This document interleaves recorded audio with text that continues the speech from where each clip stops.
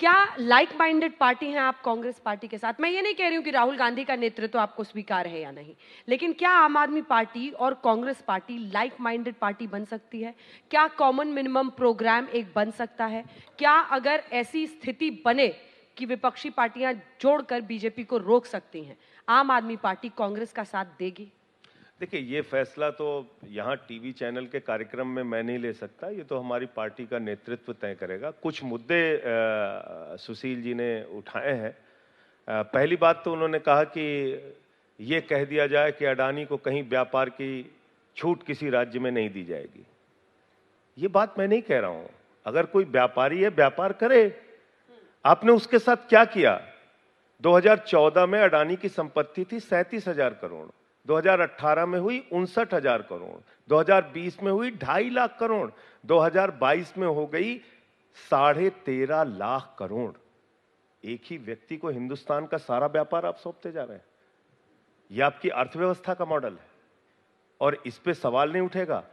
आपने एयरपोर्ट दे दिया, रेल दे दिया, सेल।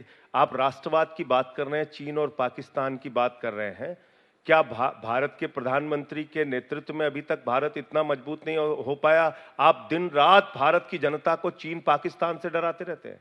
महंगाई पे सवाल पे चर्चा नहीं करेंगे, बेरोजगारी पे चर्चा नहीं करेंगे, काला धन पे चर्चा नहीं करेंगे, किसानों की एमएसपी पे चर्चा नहीं करेंगे।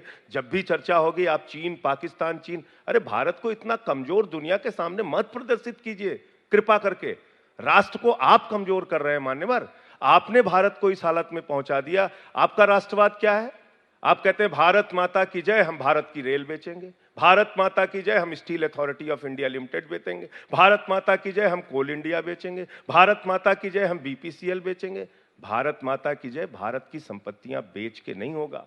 भारत माता की जय भारत की संपत्तियां बढ़ाने से होगा। संपत्ति बढ़ाने वाले सपूत कहलाते हैं। आप तो 6.5 लाख करोड़ रुपए का, भारत की एक अद्भुत सरकार है अंजना जी, जो अपने बजट में 6.5 लाख करोड़ रुपए का प्रावधान रखती है डिसइन्वेस्टमेंट का।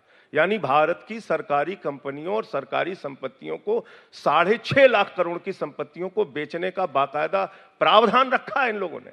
और ये बताते हैं सीना ठोक के कि अब एफसीआई बिक गई, अब ये सड़क बिक गई, अब ये बिजली बेच दिया, अब ये पानी बेच दिया, अब ये स्टेडियम बेच दिया।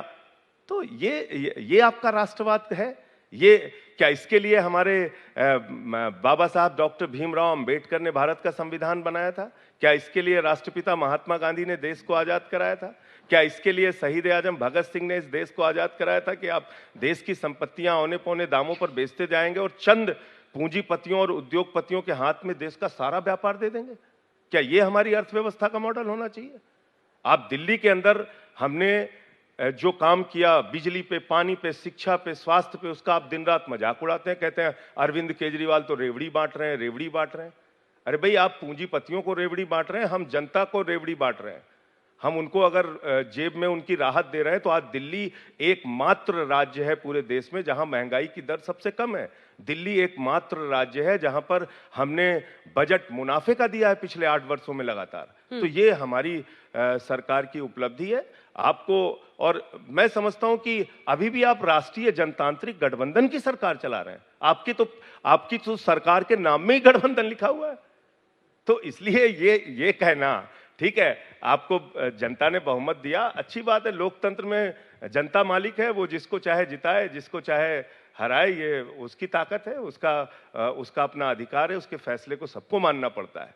लेकिन किसी भी इतने बड़े 130 करोड़ की आबादी वाले देश में किसी भी पार्टी को इतना अहंकार नहीं होना चाहिए कि हम हमेशा सत्ता में रहेंगे। हम 415 थी तो मैंने बताया तो आपको कांग्रेस की, लेकिन बाद में 89 में हारी कांग्रेस।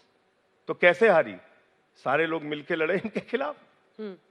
तो इसलिए जो सवाल है उस पर जवाब दीजिए, वो ज्यादा ठीक रहेगा। महंगाई, बेरोजगारी, किसानी, इस देश के व्यापार का क्या हुआ, काला धन का क्या हुआ, इन सवालों पे जवाब दीजिए, उस पे चुनाव लड़िए जो आपके मुद्दे हैं।